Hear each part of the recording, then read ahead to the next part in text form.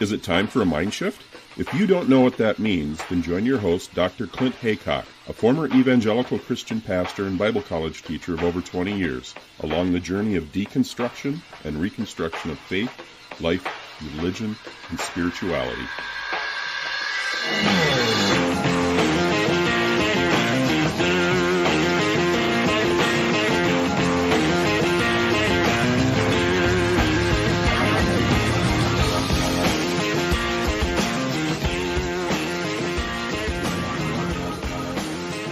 I'm so happy to welcome back Dr. Janja Lalich to the show. It's been about, 2 years since we talked last time, so it's been a long time. I can't believe it's been that long.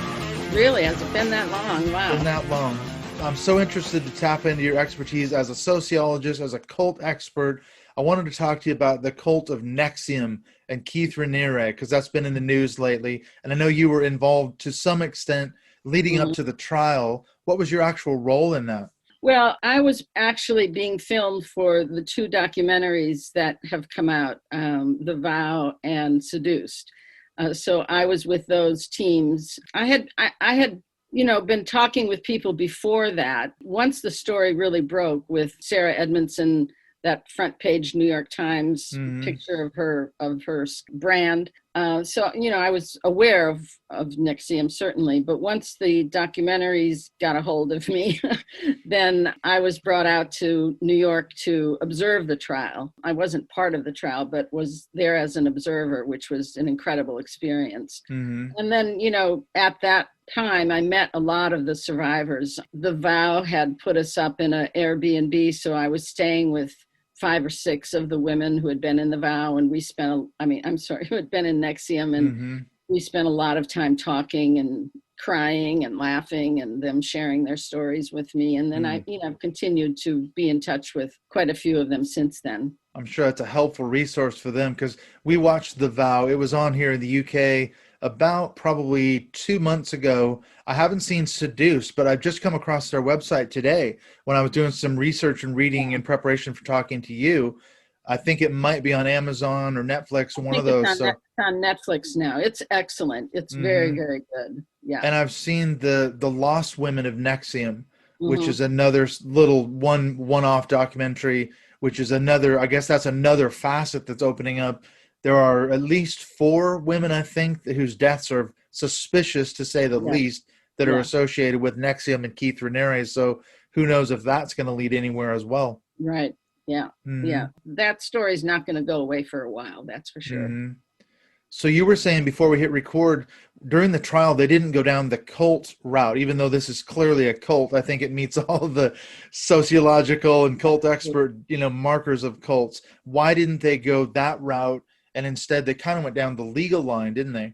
Yes. Well, it's very difficult to use cult terminology and ideas in trials, especially jury trials, because most people don't really get it. The courts are afraid of anything that has anything to do with religion in our country, even though NXIVM wasn't a religion. But I think the prosecutors made a very smart move in going after the coercive influence and control. And, they had so much evidence about the 7 different federal charges that they brought against him that there was really no need to use the cult aspect of it. So can we talk about Keith Raniere a little bit? Here's a guy who's just a classic cult leader. Again, he hits all the markers, doesn't he? What do we know about Keith Raniere? Because in my research of him, looking at his backstory, one thing that keeps popping up is he's constantly involved in multi-level marketing businesses. He started off, I guess he was in Amway just as a salesperson years ago, back in the 80s.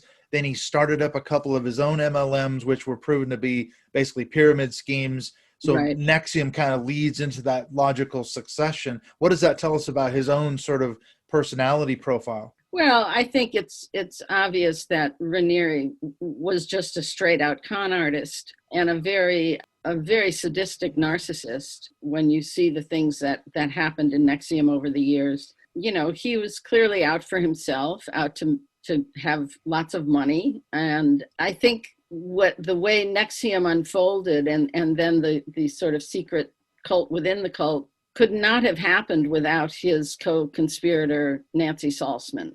I mean, I think she was really the brains behind how it got structured, how people got recruited, how they got manipulated. And so they were a vicious team for sure.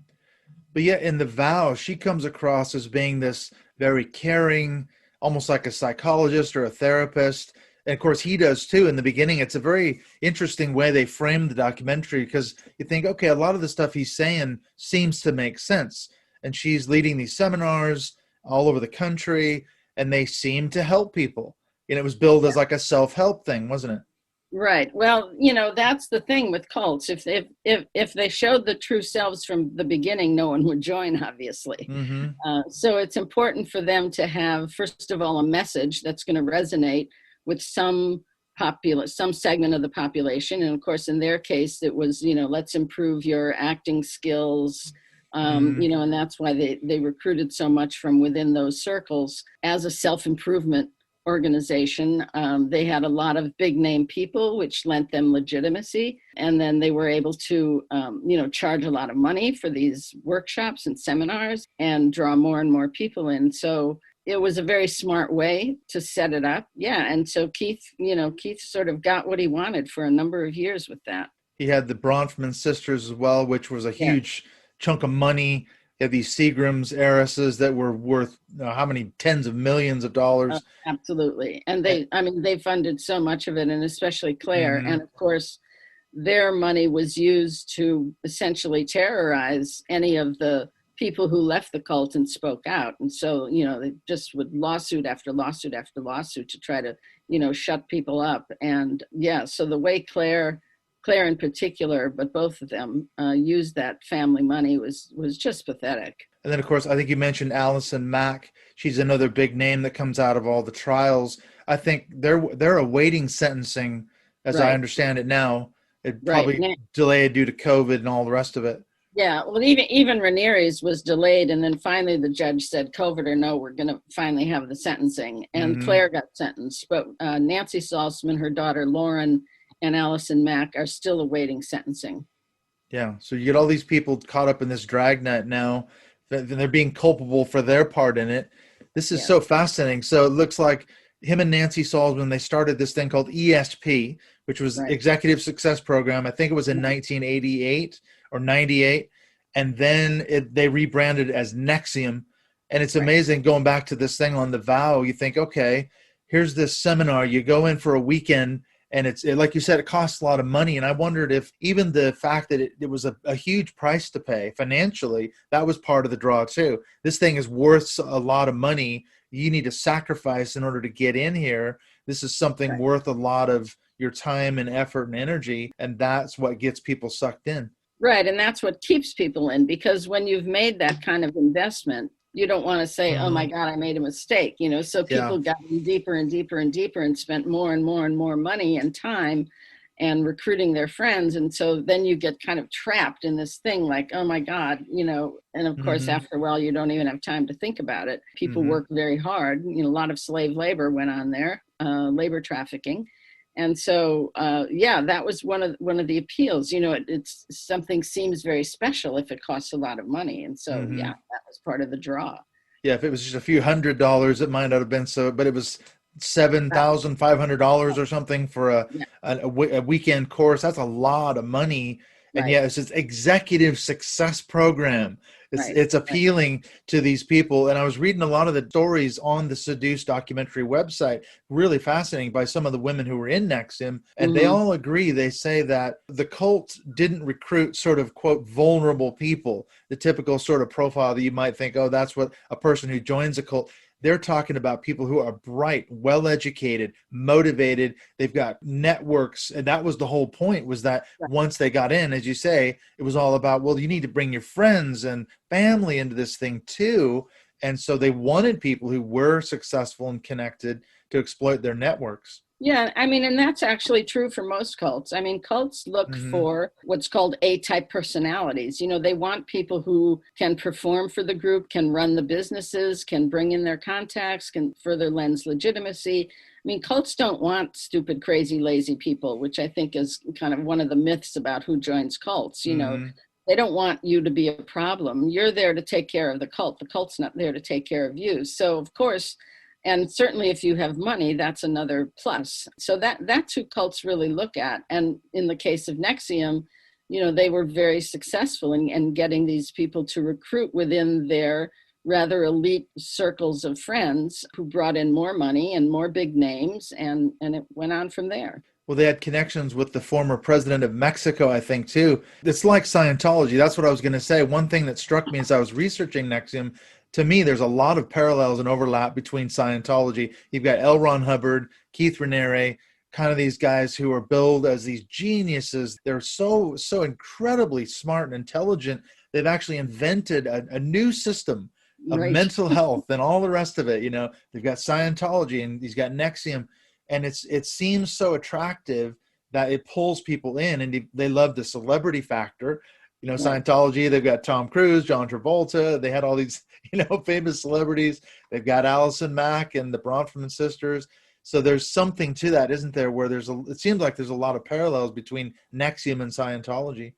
Yeah, I mean, certainly even some of the language they took from Scientology. But again, I think it shows the parallels that you do find across cults, that they use a lot of the same types of techniques and influence mechanisms. They may actually manifest in a slightly different way, but we see those parallels across all cults. Of course, in those two cases, those were very sort of high level, well-known. Eventually NXIVM became well-known because of the tragedy of the branding, but so they were able to do that. And the Mexican connection was very important for them. It was a way for them to launder money. They had a huge following in Mexico, brought people illegally over the border, the girls, for him to exploit. They have families who some of whom are still, there's still a big chunk of followers in Mexico who still carry on and still believe in Raniere.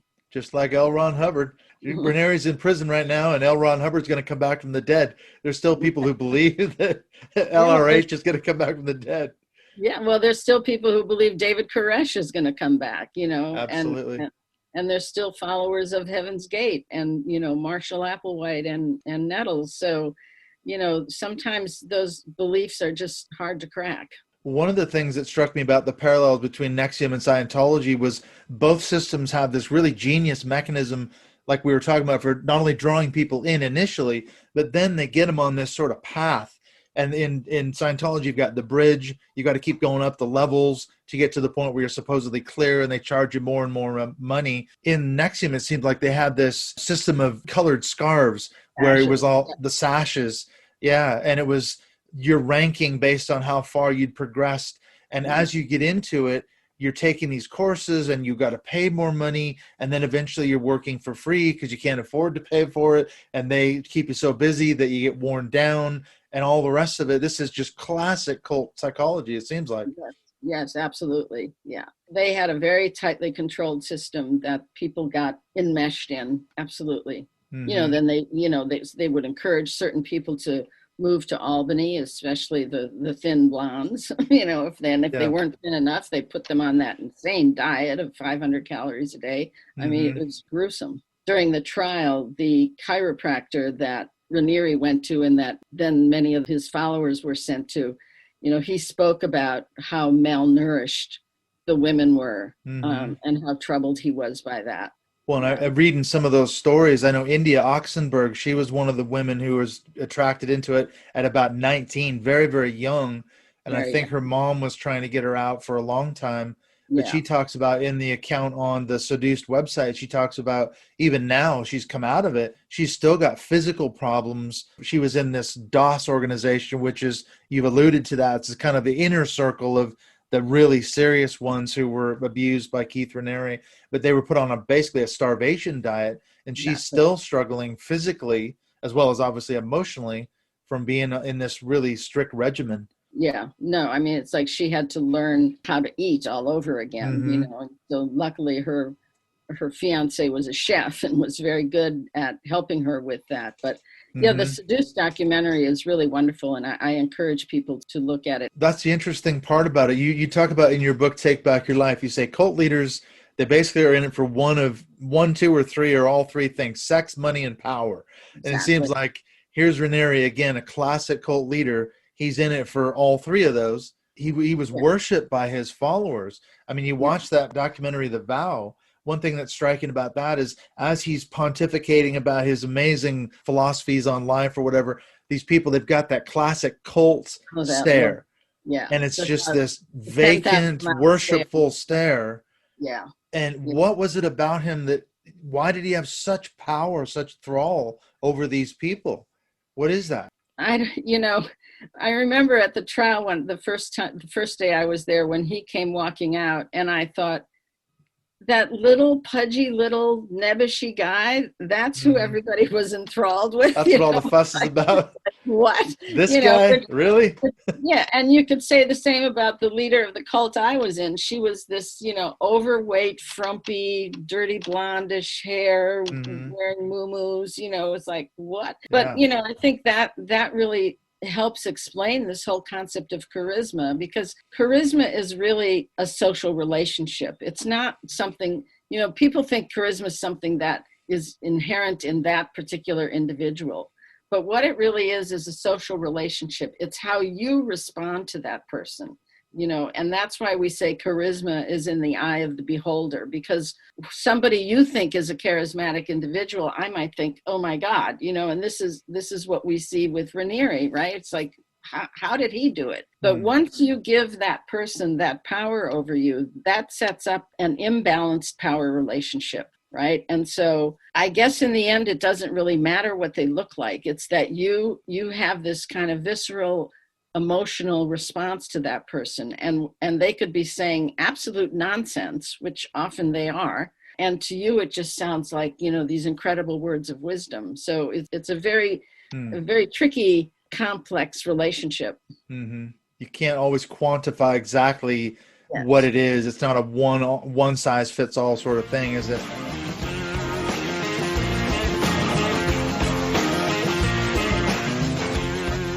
When we return from the break, we're going to get even more into the cult tactics, the influence mechanisms of how not only NXIVM itself worked as a group with undue influence, but we're going to talk about cults in general, how the psychology, how the tactic actually works, and also helpful resources for rebuilding your life on the back end. If, like me and so many others, you've walked away from controlling religious groups, any group with undue influence, it doesn't have to be a religious thing.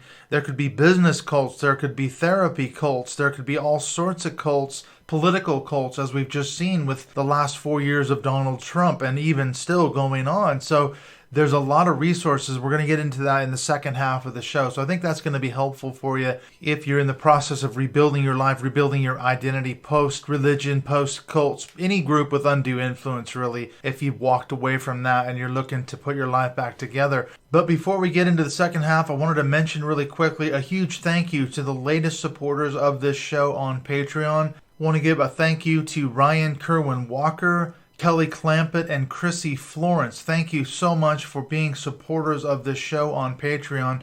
And in fact, speaking of Patreon, we are now starting to do patrons only Zoom calls. We're having our first one this month in February on the 7th. So when this episode drops, that call will have already be done, but we're going to be doing more. We'll do one every month. And this is in addition to our Mindshift Zoom calls that we do every month. We've got 2 scheduled in the month of February, as well as the patrons only call. This month we've got Dean Crosets of the People I Meet podcast, as well as Seven, who's the rapper out of Jacksonville, Florida. So really looking forward to both of those calls this month. And then in March, we've got Thomas Hanna, who's coming out. Actually, the episode with him is coming out next week. He's an ex-pastor who is now a therapist out of Tampa Bay, Florida. So he's going to drop in. And at some point, we're looking to have Frank Schaefer come back in. We're going to be discussing a new book that he's working on that's just about to come out. So that's going to be coming up as well in the next few months. So I'm really excited about having Frank back in. And in fact, speaking of Frank Schaefer, I just had a conversation with him the other day. So this is going to be an episode that's coming out very soon in my new series, Profiles of the Christian Right, we went back and looked at some of the involvement that Frank and his famous dad, Francis Schaeffer, had with people like Jerry Falwell and Pat Robertson back in the 1970s and the early 1980s. And of course, they were absolutely instrumental in helping form what is now the Christian Right, which essentially has become the base of Donald Trump, that sort of evangelical, white, rabidly loyal, cult-like following that Donald Trump had and still has, even now that he's left office. So that episode with Frank Schaeffer is coming out very soon. And while I'm thinking of Jerry Falwell Sr., I'm going to be doing a complete standalone episode just on him. I've been doing a tremendous amount of research.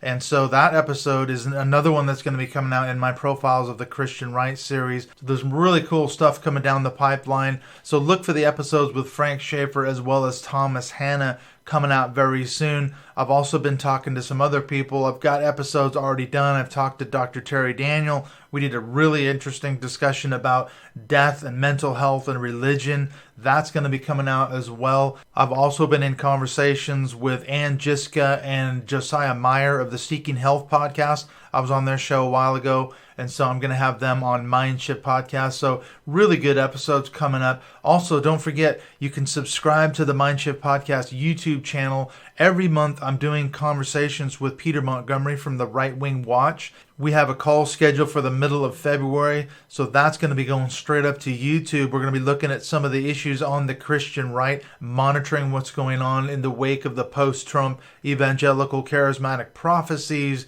some of the seriously right-wing nuts that are out there. So this is something we do every month. So once again, I'm looking forward to talking with Peter in a few weeks here. All right, let's get back into the chat with Janja Lalich. We're going to continue looking at not only as I say, the cult psychology of NXIVM. How did it actually work? What were the tactics? What were the influence mechanisms that Keith Raniere and his closest loyal lieutenants and sycophants used to control and coerce the followers within the cult? But then we're going to get into explaining how cults generally work, and then also looking at resources for helping to rebuild and reconstruct your life, as I say, post-cults, post-religions, post-groups with undue influence. So let's get back into the second half of the chat with Dr. Janja Lalich.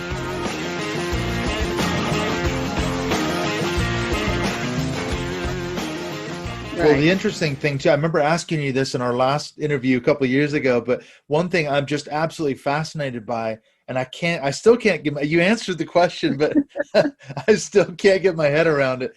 This idea that in the classic cult, you've got this sort of pyramidal structure, the classic cult structure, the leader at the top, and then usually him, I should say, mostly are men, but around him are this kind of close group of lieutenants or whatever you want to call it.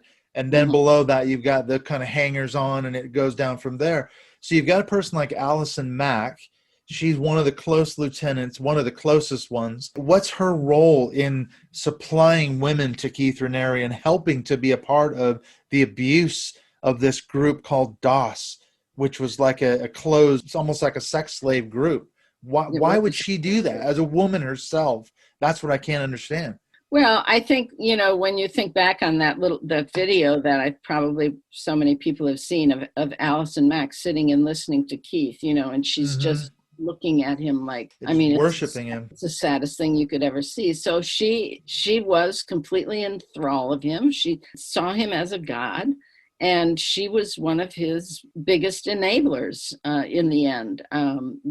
They had a relationship, and she would do anything for him. It was obvious. And so that's how DOS got set up, where, she brought in other women. The other women, they were then told to bring in other women. They were kept there because of the collateral they gave, and they were afraid that their collateral would be released. So it was essentially a blackmail situation. And it just got at least that group of women, in deeper and deeper and deeper. And once you start committing those really heinous acts, those things you probably never would have done in your ordinary life, unless you too are a psychopath, it's just harder to even break away from that, because you've absolutely lost your ability to think in your own self-interest, right? You're only thinking in the interest of the cult leader. It seems like, as you mentioned, there's that whole system of collateral. They had such incredible control over this group of women that they were sucked into the point where they find themselves, I wouldn't say they were voluntarily letting themselves be branded, but I mean, it's to the point where it's like, listen, you're going to prove your loyalty to Keith. Exactly. This is what you need to do. And they went and did it, as much as it was obviously just excruciatingly painful, but they Right. were that far into it. As you say, I still can't get my head around that even. Well, that's what I describe in my book, Bounded Choice. That once people internalize the ideology, the beliefs of the cult, and the total adoration and devotion to the cult leader and what the cult leader wants, once you've internalized all that, you are in a sense like a tiny little microcosm of the cult itself, right?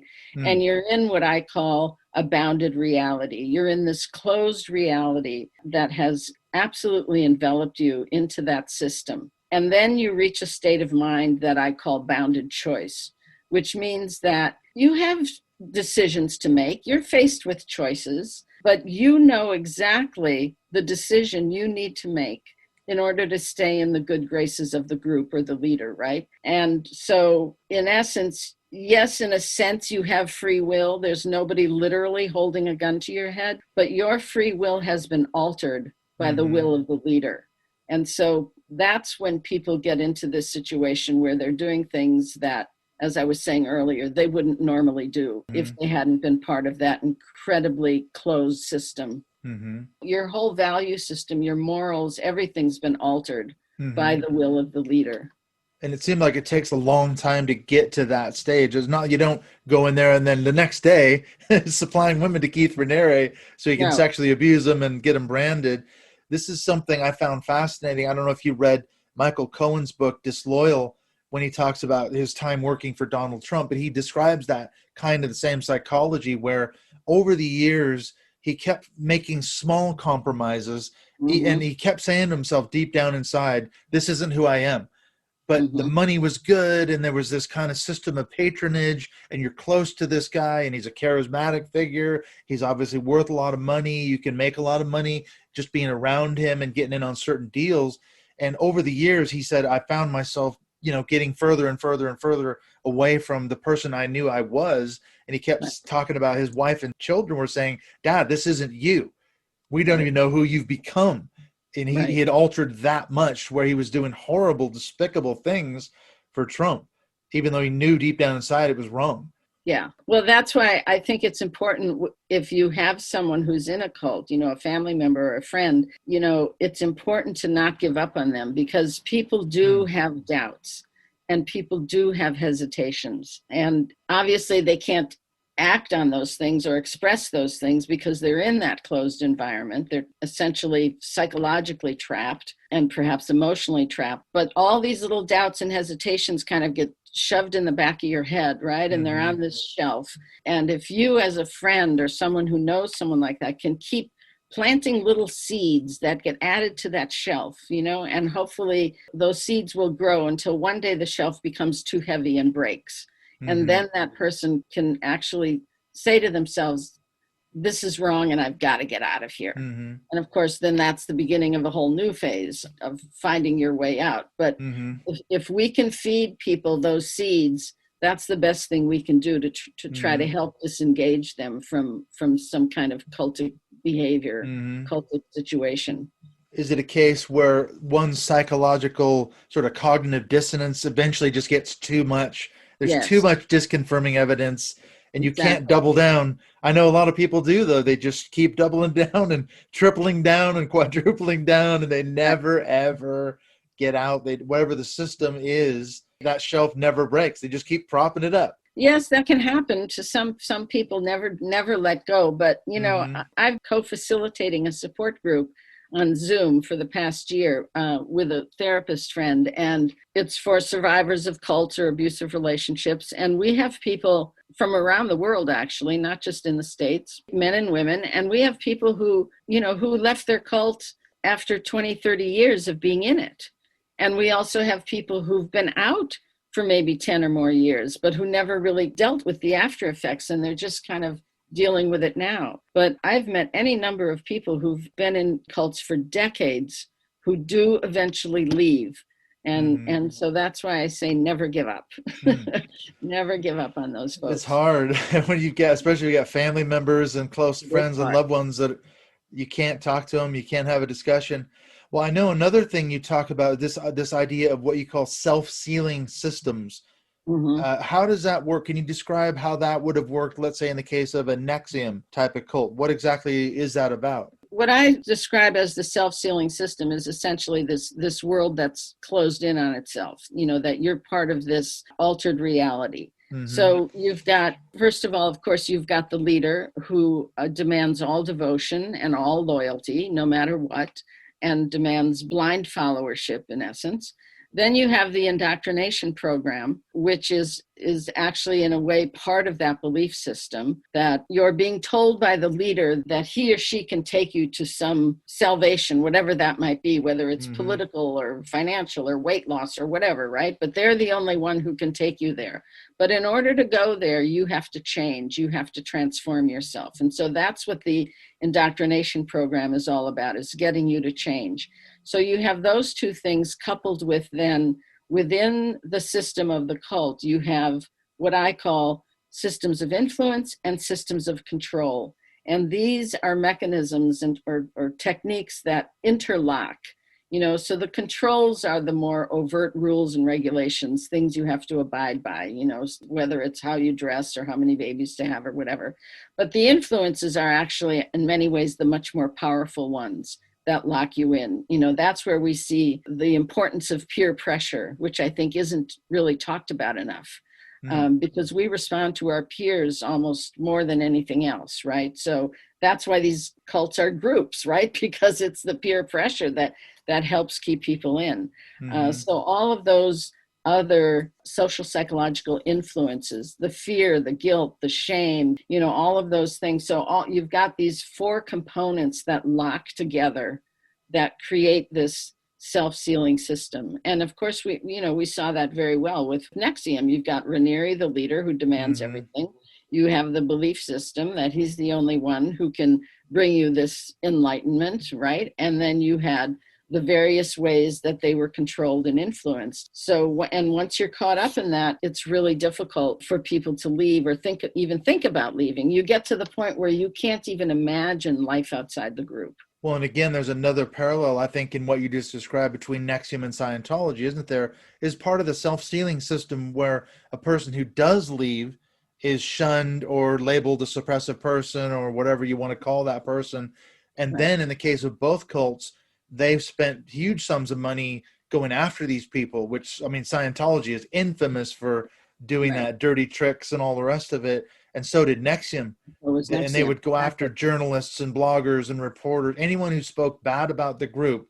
They would sick their attorneys on them and investigate them. And so you see that people inside the group must be thinking, I certainly don't want to leave this thing. If that's the example, that must be part of the sealing of the system, isn't it? Exactly. It's the fear. I mean, it's the fear of what's going to happen if I go out there into the quote regular world, right? It's the fear of that, like what the cult could bring upon you. And it's also the fear of like, well, maybe I'm wrong. Why am I the only one thinking this? I better stay here because this is safe and this is what I know. God knows what can happen to me out there, So yeah, that's definitely part of what keeps people closed in. Yeah, the shunning, or what Lifton calls the dispensing of existence. You leave the group and you're a non-person now. We will never speak to you again. We will cut you off and perhaps pursue legal, avenues against you. And you already can't afford it because you don't have any money anyway. That's part of the thing, isn't it? And you may not know you have a support system. I mean, but usually after a period of time in a group, you don't have any friends left who aren't part of the group. And you may have cut off your family. In my case, when I was in my group, both my parents died while I was in the group. I had no other friends who were, and I was like, well, where in the world am I going to go? What can I do? I didn't have any money. I didn't have a car that I thought would go 10 miles, So all of those things are factors in keeping people kind of paralyzed, sort of psychologically paralyzed, unable to go through that door. And you become so dependent, in a case, even financially, as you say, on the cult. If you're working 24/7 almost. They're working you to death, literally, to keep you so busy, keep you so exhausted, which is another classic cult tactic, isn't it? Then you can't think. Yeah, you're no time to think. You can't think straight. Exactly. Yeah, so you're financially dependent, you're emotionally dependent. If you do think of leaving, where are you going to go? You've got no resources, you have no career, you might not have any marketable skills to get a job. What are you going to do? So it's better to just stay in the self-sealing system. Right. Yeah, it's wearing you down. It's got to contribute to mental health disorders of every stripe. Right. Surely. I can say from my own experience, for the last 5 years of my time in my group, I used to wish every day that I would get killed in a car accident because I couldn't figure out how to leave. Mm-hmm. And for some reason, I didn't think I should commit suicide. I guess that was just a no-no for me. And I literally every day would wish I would just get killed in a car accident because it was the only way I could see to get out. So you can imagine, you've got thousands of people around the country, around the world who are in cults, who are probably also in that frame of mind where you just feel lost and desperate. Yeah, what a horrible place to be. Seemingly no way out. Well, here we are then at the end. Is it the end of this thing? Okay, so Keith Raniere was sentenced to 120 years at the end of 2020, October 2020. And another weird parallel, it reminded me of the Charles Manson trial. He had people actually in the group that were singing and dancing outside of his prison cell. I mean, that reminds me of the Manson girls in the Manson family shaving their heads and just swearing their undying loyalty to Charles Manson.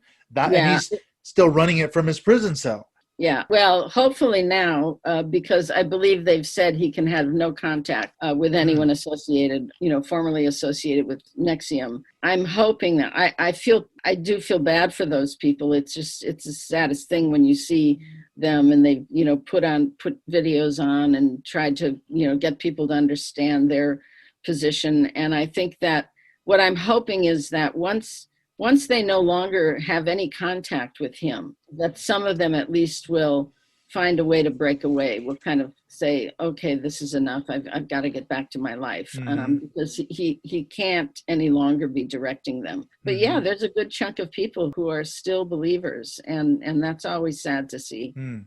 It reminds me too of the Warren Jeffs saga. Yes, the FLDS. He's the guy who's in prison, yet he's still running the cult from his prison cell. He's not anymore because he's in solitary confinement. Oh, right. I didn't know that.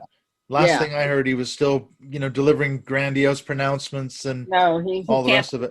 He can't do that anymore. But, he still has hundreds of loyal followers who believe the whole thing. Like with Raniere, they believe that all the charges against him are false, and they absolutely still see him as their Messiah. Yeah, and he maintains he did nothing wrong. No, of course. He has no remorse, no regrets, because, of course, he did nothing wrong. Right. Yeah. So that's the question. Do anything wrong, do they? They never do. That's the joy of being a narcissistic cult leader. All right. Yes. I think we just had one leave Office of Presidents of the United States. Yes, the ultimate personality cult. This is a question then as we go. How can people find you? You have amazing resources, I know. What's the best way to get a hold of those resources if you're looking to recover from a cult or high control group with undue influence? Well, there are 2 books. One is Take Back Your Life, Recovering from Cults and Abusive Relationships, which is on Amazon and elsewhere, I'm sure. And right now we're getting it into audio form, which is great. And actually Sarah Edmondson, who was in NXIVM, is doing the narration. So it's a wonderful combination. Wow, good connection. The other good book for people is Escaping Utopia, Growing Up in a Cult, Getting Out and Starting Over. So for those who were born or raised in a cult, that's an excellent book. Where I interviewed 65 individuals who were born or raised in a cult, and it shares their stories and the things that worked for them and didn't work for them in their recovery. And then my website, which is cultresearch.org, there are a lot of materials there, different, checklists, past interviews that I've done, all kinds of resources. And there is a way to message me from that website that will get to me. So if people had something in particular they want to tell me about, that's a way to reach me. I think those are probably the 3 main resources. And of course, my other book, Bounded Choice, which is published by University of California Press, it's more theoretical, discussing my analysis of two different groups, the one I was in Heaven's Gate. And so that's also a good read. Mm-hmm. I know, speaking personally, I've read Take Back Your Life. I found it to be very, very helpful because I came out of the fundamentalist Bible cult background growing up. And so a lot of the things that you talk about in the book they really resonated with me, because I was like, oh, this is giving me the language. And I think that's probably one of the biggest things, and when you can actually give language to what happened to you and say, okay, this is what they did to me. Now I can actually pursue getting help. And I know it's given me a path or an avenue to go down. Yeah. That's what's so important. So thank you so much for taking the time. I hope that it won't be another 2 years. I'd love to talk to you about the cult of Trump. There's so many other things I have questions about, but I know we were going to talk about NXIVM. So thank you so much for sharing your expertise. Oh, thanks, Clint. And I'll see you again soon, I'm sure.